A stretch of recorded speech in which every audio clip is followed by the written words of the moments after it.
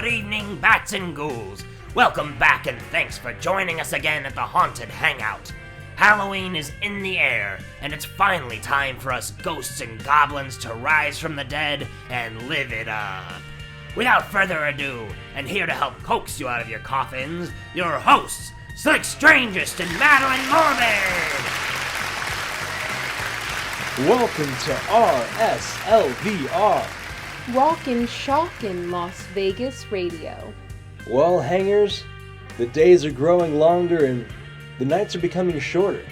It's unfortunate but true, bats and ghouls. It appears spring is in the air. Some ghouls like the sun. But for most of us monsters, it's this season that marks all of those creepy cats springing back to life. And the scaredy cats that are springing for them. Every ghastly ghoul requires something a little different to really spring them to life. That's why we've got a song about a haunt like us who just needed a little spooky love to realize he'd never really lived. Here's our resident horror band, the Beach Bones, with a cover of The Living Dead, written by Warner Weidler.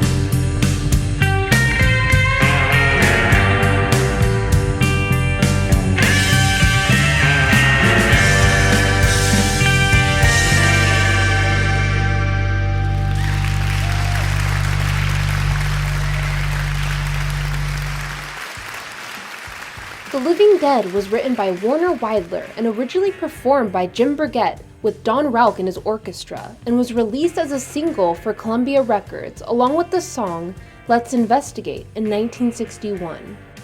Well, I don't know about you cats, but that spooky tune certainly brings these two ghouls back to life.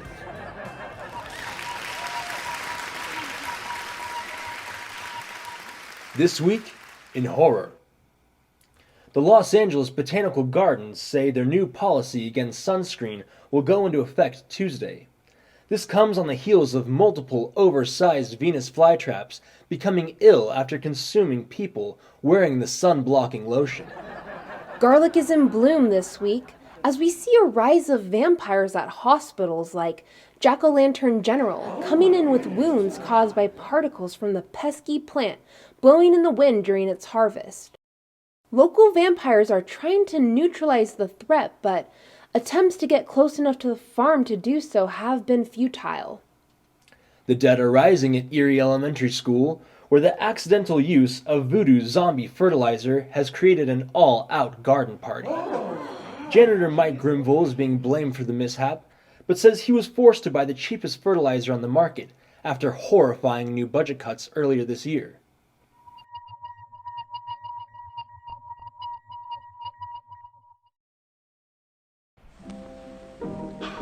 What can I say? I love spring.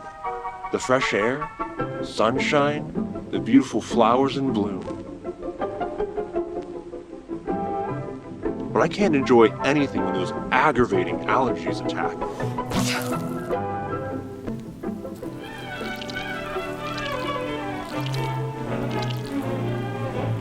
That's right. Cyclops are most prone to itchy eyes and nose, as well as congestion and other allergy symptoms due to large nasal and optical openings. Now my allergies are a pest of the past with new Cycloperol. Just one drop in the eye, and you'll be glad you gave it a try. Now I can enjoy spring and do my Cyclops thing, whatever season it is. Ask your doctor about Cycloperol today.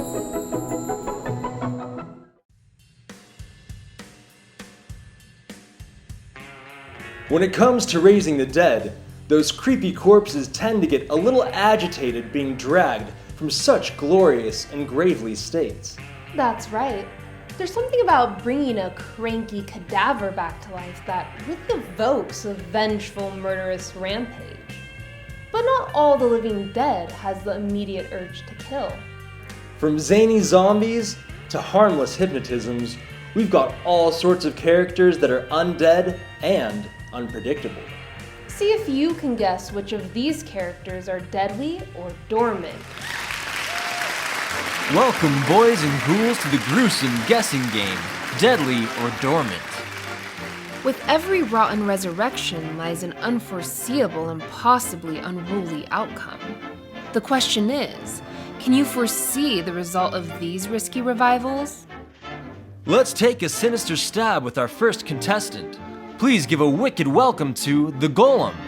The Golem, according to Jewish legend, was a clay statue created by the mystical Rabbi Lo in the 16th century to protect the Jewish people from persecution. In this film, taking place 400 years later, the clay being is found by an antique dealer and repurposed as a servant. And serve he does, until he falls for a cutie who isn't clay.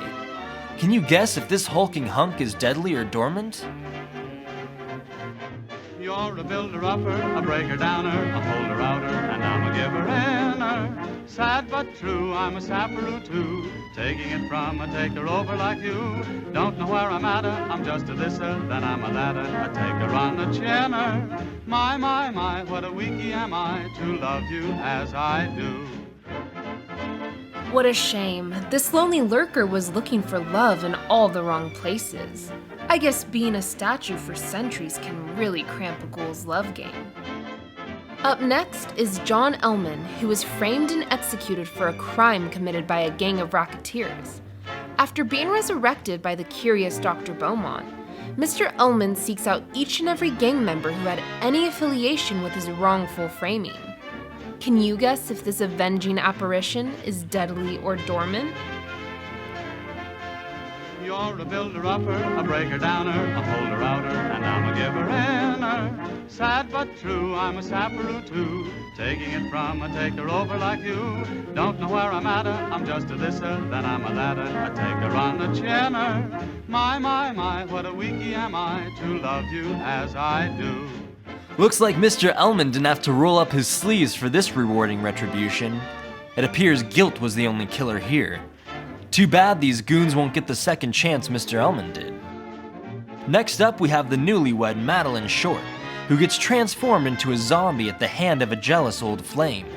Can you guess if this brainwashed broad will be deadly or dormant? You're a builder-upper, a breaker-downer, a holder-outer, and I'm a giver-inner. Sad but true, I'm a sapperoo too, taking it from a taker-over like you. Don't know where I'm at, I'm just a thisser, then I'm a ladder, a taker on the chinner. My, what a weakie am I to love you as I do. Just when I'm ready to sob, you hand me a throb, and everything is hunky-dory, and that's my story.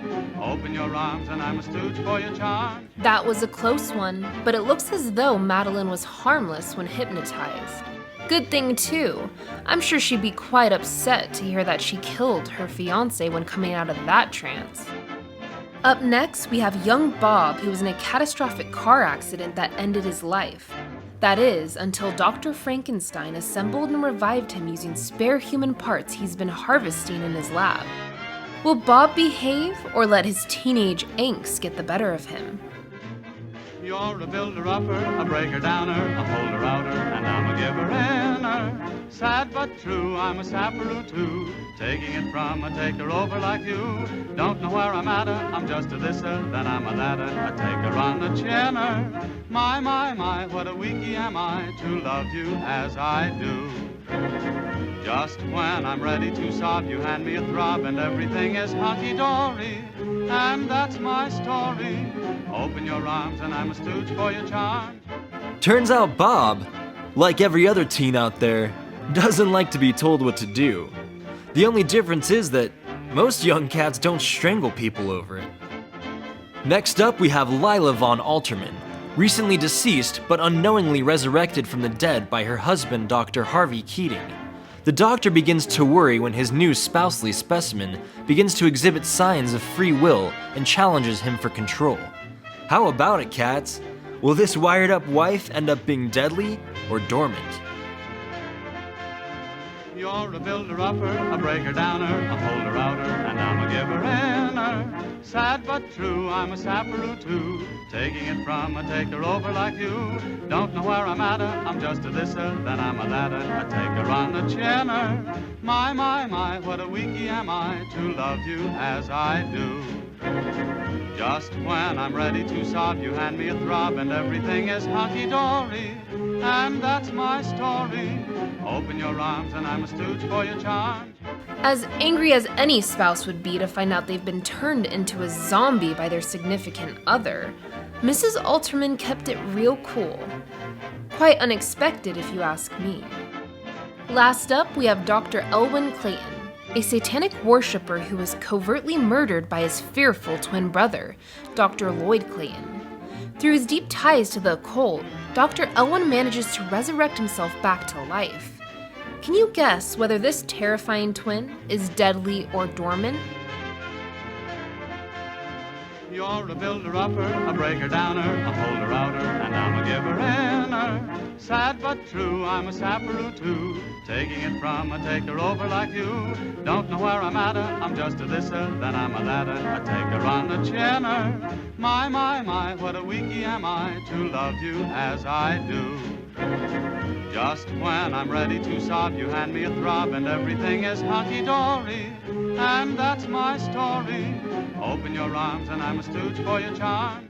I don't know if it was fooling with dark magic or the fact that he was murdered by his own brother, but this ghoul was out for gore. Hopefully all you twins out there can learn from this sinister story. That's all for tonight's game. Just remember the fates of our lovely contestants here this evening, and keep them in mind when considering conjuring your own resurrections. Thanks for watching, Bats and Ghouls.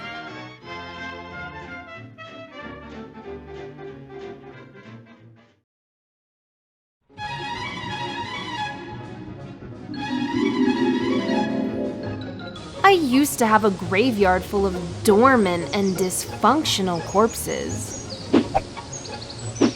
But that's until I found out about Grave Grove.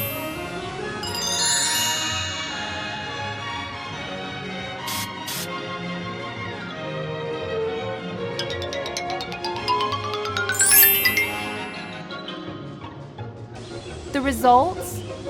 They're terrifying, and the possibilities are endless.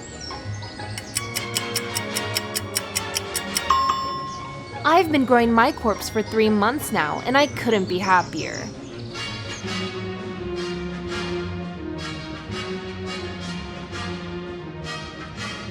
Get your grave grower now for only $19.99. That's right, call now and grave grower will be yours for just $19.99. You don't want to miss this limited time offer. What are you waiting for?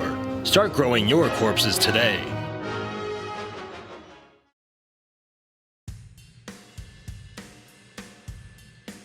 Well, cats, watching the dead spring to life has really made for another horrifying hang together. We hope by watching this episode, you haven't sprung back to life yourself. Unless you're planning on doing so. Give yourself one last shock and use that jolt to join the hang and check out our spooky shop at thehauntedhangout.com. If you've enjoyed our episode, subscribe here to stay hep on all of our gruesome going-ons. And remember, Hepcats, to stay ever so spooky. Don't be a square, share a scare, because a haunted hang just can't be lame. Good night, bats and ghouls.